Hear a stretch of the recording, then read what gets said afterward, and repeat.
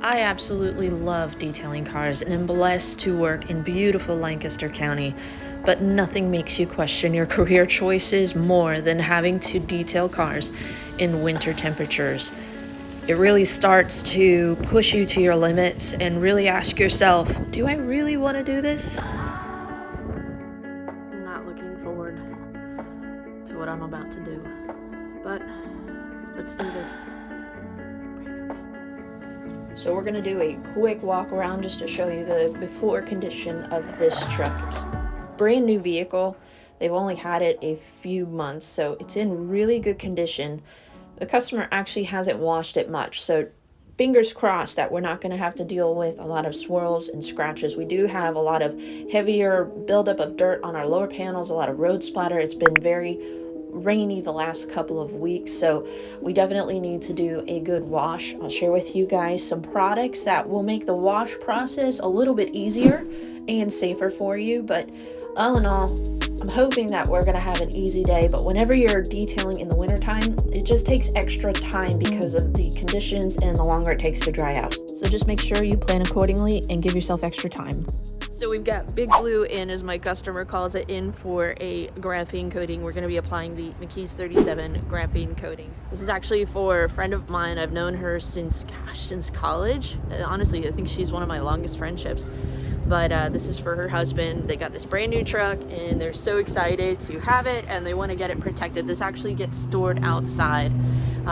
They don't have a garage to be able to store the truck in, so we want something that is going to help reduce the risk of water spotting issues, but that's going to give them just easier maintenance, a little bit more long-term protection. They may not get, that full 5 years out of a product like this when it's stored outside, but we'll definitely give them some tips and recommendations on products to maintain it with, and hopefully we'll see it every 6 months, just so that way we can try to prevent any sort of water spotting issues that might happen, or maybe tree sap, or things that could potentially just hinder the performance of the coating. So let's go ahead and get her cleaned. But good Lord Almighty, is it windy and it is cold. So let's move quick. And I do get asked a lot by you guys, especially as we head into wintertime, what are some products that make it easier for you? Well, first and foremost, I use gloves like this. These I picked up actually from BJ's, but I'll put the link for the Amazon link down below. For those that are looking for gloves, these are actually insulated, but they're waterproof. So I can wash a vehicle, keep my hands dry, and that really protects me from just the cold. When it's windy and you've got wet hands, you're just asking for trouble. Another thing, obviously, protect your ears. That way you are just gonna stay a lot warmer. I know I look awesome with this, but it's the only way to do it with a ponytail. And yes, I do wear a lot of layers. Sometimes I will actually get overheated, so I like to wear layers that I can kind of remove. I have anywhere from Carhartt sweatshirts, but actually I'm sporting. We got my good friend on my sweatshirt today. So for those of you that know, comment down below. But up here in Lancaster, when I wear this sweatshirt, I just get a lot of weird looks from my friends because they have no idea why I am wearing this sweatshirt, but it's actually really, really comfortable and warm. It's super soft. So this is one of my favorites to detail in, but it's not super thick that I get overheated. But definitely warm gloves, warm gear is gonna go a long way. I do like to wear galoshes in the wintertime just because when my feet get wet, I get cold. So yes, you can see I wear my yellow boots that I am becoming known for. I don't know why, but you guys are always commenting on my boots or my shoes, so I don't understand it. But yes, warm gear is going to definitely help for those that have to take care of their vehicles in the wintertime. So I'll put the links for the gloves and even the sweatshirt down below. And who knows, maybe one of you lucky commenters will win one of these sweatshirts down below, because honestly, they are awesome. Another thing that you have to think through with winter detailing is your water source. I have an outdoor spigot, but if I were to leave my hose connected to this at night, it would freeze and I would not be able to use it. So I actually use a pocket hose. I know that sounds odd. A lot of you are probably thinking that that is ridiculous, but I've been using the same hose, knock on wood, for over a year. But every night, now that we're getting down into freezing temperatures, I disconnect my hose, drain it, bring it inside, and it's thawed. I don't have any sort of issues with it the following day. So just make sure you guys think through your hose, your water source. as we get into freezing conditions, make sure you are disconnecting your water source every night. Bring it into a warm space so that way you can actually use it the following day. And I also have a quick disconnect here on the end, so then I can just pop that right into my pressure washer and be able to quickly get everything set up. So first up, we're going to do a foaming pre-soak with super foam from Koshemi, and then we are going to try out actually 2 new products from McKees 37, their new gentle wheel cleaner and their new and improved tire and rubber rejuvenator. So first we're going to rinse everything off first because I don't want to put my brushes into all of that nastiness. We're going to apply our tire cleaner and we're going to actually let that sit for a few seconds before we jump in with our brush. Let your cleaners actually work for you and do a lot of the heavy lifting. Our wheel wells, we're using Superior Products Dark Fury. The gentle wheel cleaner, I found that it had a thicker viscosity to it. It actually did a really nice job of clinging. I'll show you a closer look of that in just a second. Nice. That smells really nice. I'm gonna leave it to McKees to have good smelling products. So as you heard me say, the gentle wheel cleaner has a really nice fruity smell. A lot of your wheel cleaners, it can kind of take your breath away and be really caustic. This smelled really nice. I was concerned because of the name gentle wheel cleaner that it wasn't going to be effective, but just because it says it's gentle does not mean it is not going to be powerful. So this is an updated version of the tire and rubber rejuvenator. The original formula was actually really good, so I am anxious to see how this updated formula is going to be an improvement. Die. Ugh. More of your friends in there? Nope. At least your last moments smelled great. The new tire cleaner did a really nice job of quickly cutting through any browning on these tires. They really weren't that bad, but it did a really nice job of cleaning them with just one round. What's nice about the gentle wheel cleaner, especially if you have black wheels, it had a thicker formula to it, so it's going to give you extra lubrication, more foaming capabilities, which is just going to be a safer wash method. So for black wheels, this is a great cleaner to use. It's not going to stain it. A lot of times if you have too strong of a chemical, it can stain your black finishes.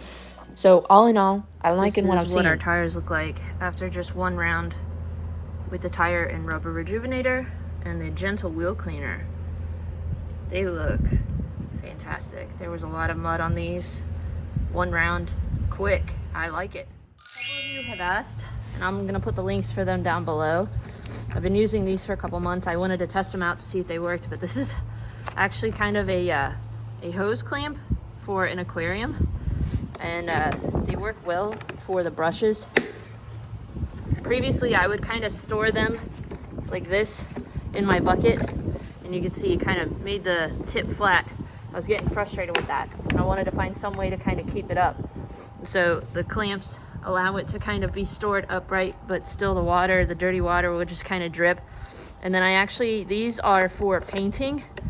This is just like a 5-gallon, picked it up off of Amazon, but this allows me to kind of hang the rest of my brushes and accessories in my bucket and let them drip dry, and then I don't have them necessarily sitting in dirty water. So for those that were wanting those links, I'll put them down below for you guys. So with our tires, wheels, and wheel wells out of the way, we're going to keep working on the rest of this exterior. Next up, I always do door jambs. Then we will do our high pressure rinse, followed by our foaming pre-soak. Do you have to do a pre-treatment every time you wash a vehicle? No. Unfortunately, high pressure water alone, because there's no protection on this vehicle, is not getting the stuck on bigger pieces of dirt off. So I'm using super foam in this moment because it's going to clean well, and it smells fantastic. It's snowing. You can also use an all-purpose cleaner as a pre-treatment, kind of just spray your lower panels and rinse it off, but this is a little bit safer than APC. Sometimes they can stain if you let them sit too long or too strong of a dilution ratio. This is just kind of that perfect balance. It does kind of weaken as you dilute it. It starts off as like a 12.5 pH, but as you dilute it, it's going to actually become closer and closer to pH neutral. So it works really well, but it's safe on the paint. So I just want to show real quick. I haven't even touched the paint yet, and our super foam did a really nice job of removing pretty much everything on the surface, even some of the road film. For those that are looking for one of the best touchless soaps, it's actually pretty affordable when you think of how much you need.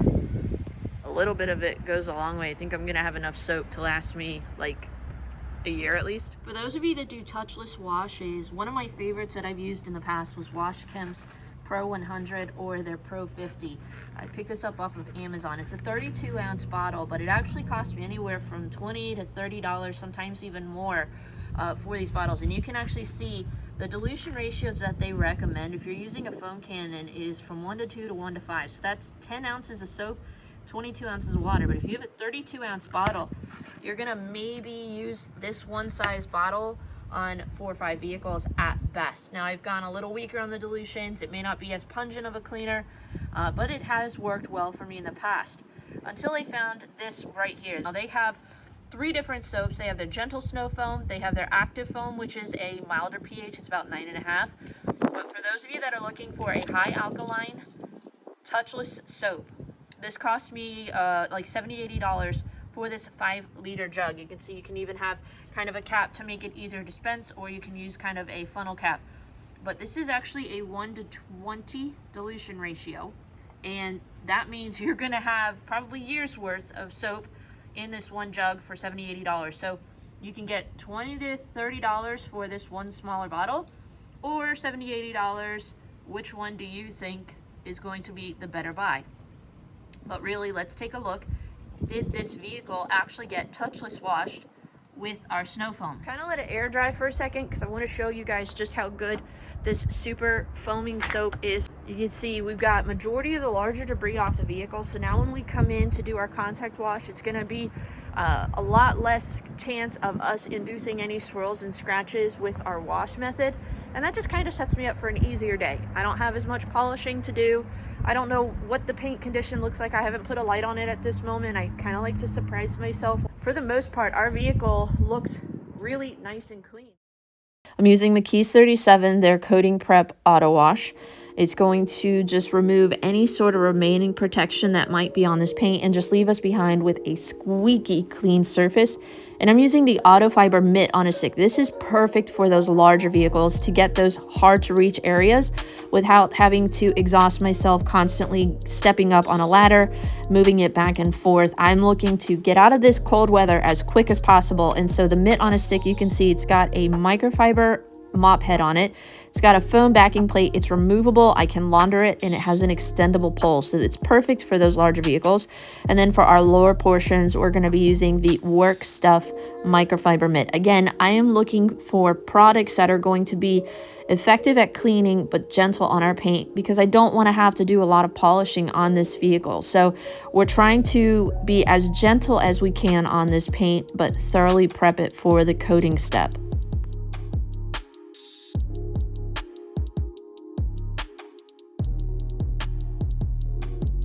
The final step in our ceramic coating prep wash is our chemical decontamination, which is going to chemically react with any sort of iron fallout on the paint. We're using Vonix Iser. This is their iron and fallout remover. It's a thicker formula, and it's going to help break any sort of chemical bond with ferrous metal that might be on the paint. And then we're going to come in and mechanically do a clay towel treatment to remove any sort of remaining bonded contaminants on the paint. So that way our coating will have a better chance of bonding with the paint. Rinse everything off, turn the heat on in the garage, pull it in, try to thaw out, and finish drying everything off and move on to our polishing step. Right now it's 46 in here, but pretty soon we're gonna be 68. Let's get it dry. All right, we got everything dry. Here is the moment of truth. Let's see what's going on with this paint. Okay, not bad. You can see we got some like towel marks from drying. That'll clean up nice, but really not bad. It is new. It's not in mint condition. We can definitely just do a quick one-step polish to remove these fine, light scratches and just take it up even more of a notch with gloss and shine.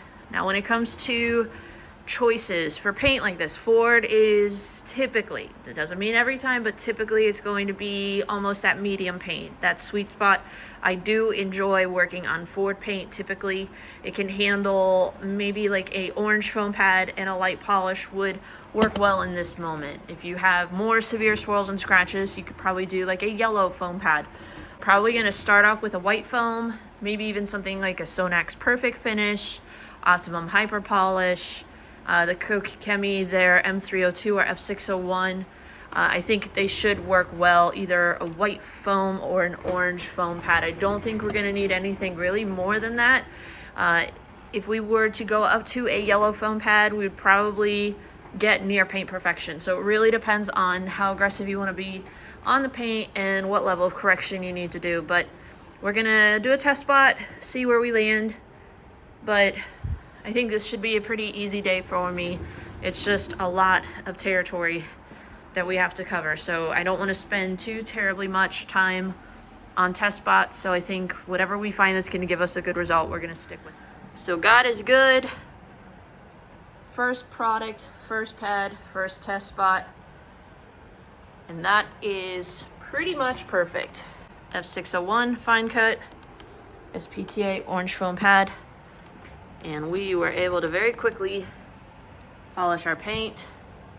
I love it when it just comes together like that. It rarely does for me these days, so I think I was owed one. Oh, okay.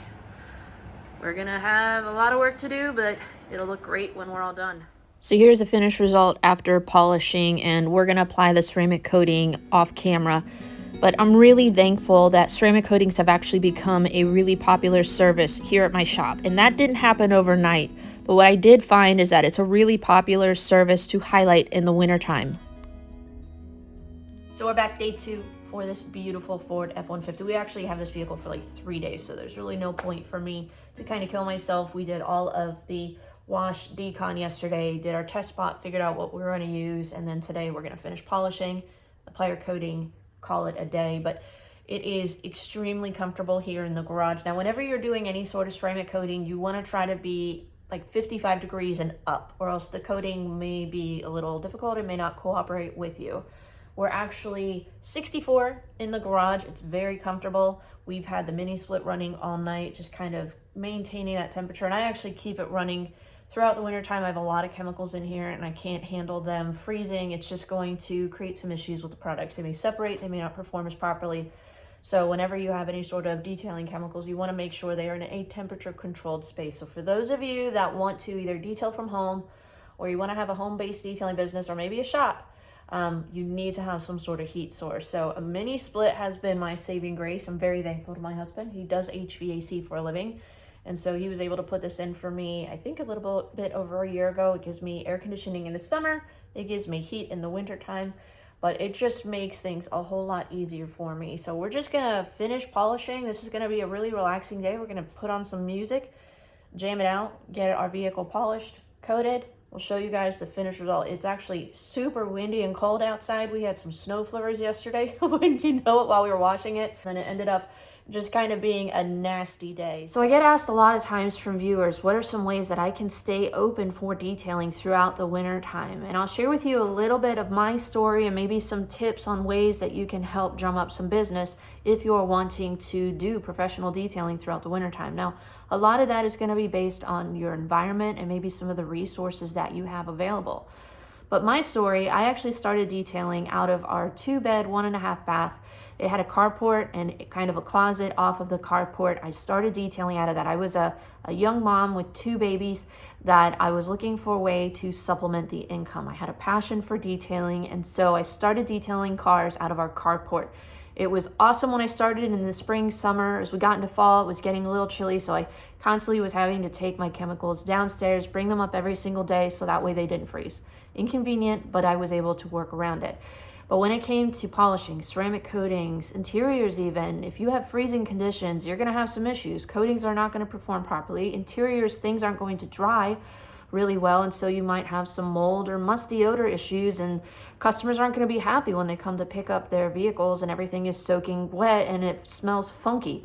So I had to find ways to kind of work around that. I actually had a neighbor that lived beside me. He was a single dad, 2-bay garage, and he was only using one for his cars. The other side was just kind of for storage and stuff. And he actually said to me, hey, if you would detail my car, I'll let you use my one garage bay for coatings and things like that. And so we actually kind of created like a barter system. I detailed his vehicle for him, and he allowed me to use his garage to be able to detail out of.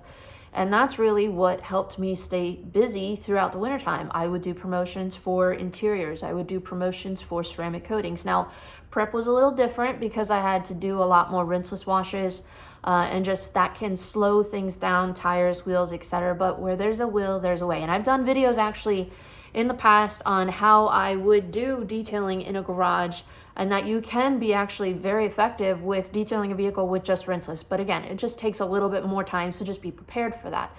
But especially in the wintertime, my advice for those detailers that maybe you're just starting out or you're struggling in the wintertime, you know, even something as simple as a Black Friday promotion for ceramic coatings or interiors, you really want to focus on the details or the projects that are going to be tolerable of the weather conditions that you're in. And this may not work for every single person, but it's actually worked really well for me the last 2 winters when we have freezing temperatures. There's been snow, there's a lot of salt, and rinseless washes, yes, I could do it, but it would take a lot of time because of just how much dirt and filth is on the vehicles. What I will ask customers to do is say, if you would be willing to run it through an automatic non-touch car wash prior to bringing it to me, I will deduct $10 off of your bill to reimburse you for the cost of the automatic car wash, even if you go through the $6, $8. It doesn't need to be wax. It doesn't need to be anything fancy. Just blast a majority of the dirt off. I don't even care if you take it through the car wash bays. I may not be able to have access to water here at my shop outside with free-flowing high-pressure water. So they will actually take you through the automatic non-touch car wash. I deduct $10 off of their bill, and then they can bring it. I can do the rest of my process in my garage to fine-tune things, to be able to do my rinseless wash, my clay towel, to be able to seal it. I will button up tires, wheels, and wheel wells with my rinseless wash methods. And so that has worked really well for me. Not a single one of my customers has been like, well, why would I do that? They actually hear, I'll take $10 off your bill. And they're like, okay, I'll do it for $10, because they understand the conditions that I'm having to work in with freezing temperatures. They're kind of a little sympathetic. And so that may work for some of you guys. Again, it may not work for everyone. Some of your more professional shops where you have access to free-flowing water, you're indoors, you don't have to do something like that. But for those that are working in an environment similar to like mine, maybe you're a small-time detailer, a home-based business, you don't have access to indoor water, a floor drain, etc., that is what has worked for me, and hopefully that can help some of you guys out, especially as we head into winter time, to just feel more confident and hopeful that you can stay busy. But again, that's really just going to be dependent upon your determination, your creativity. But by all means, this is where you are wanting to do some promotions for interiors, for ceramic coatings, and really just encourage your friends and families to just get the word out for your business. I've had some that reached out to me recently that they're really struggling with staying busy this time of year, and I know that it can be a little scary, especially if you're new with detailing. Just keep grinding, keep praying, and the business will come, but you just got to continue to put out consistent results, and the business will get there. Utilize those apps like the Nextdoor app, Facebook business, Google My Business. Make sure you're putting before and after pictures on your Google My Business. Get those review numbers up, because that's what really the number one customer is going to be looking for, is reviews on your page. So really just try to focus on developing your websites, your material for before and afters, and get the reviews from your customers. The business will come. Now, this may not be applicable for every detailer, and I understand that. But for those of you that maybe you have a home-based business, you're a beginner detailer, or you're just considering starting out with detailing, hopefully this can give you realistic expectations of what to expect, what you're going to encounter, and give you some encouragement on how to deal with some of the problems that you might have to address when it comes to winter detailing. Despite having freezing temperatures, we were still able to give our customer exceptional results that they were beyond ecstatic with. We are quickly approaching 20,000 subscribers, a fact that astounds me on a daily basis. I thank each and every one of you for the support that you have shown this channel. Every time you subscribe, like or comment. It helps the algorithm to help this channel grow. So I can't thank you enough for how you have supported this channel. But please, by all means, comment down below if you're a professional detailer or maybe just an enthusiast. What are some of your favorite products to use in the winter time? What are some techniques or some tips that have helped you stay busy throughout the winter? This is a way. It is not the only way. But hopefully you can be encouraged and you've enjoyed this video. Give us a thumbs up if you've enjoyed this content, and we will be sure to see you guys in the very next detail.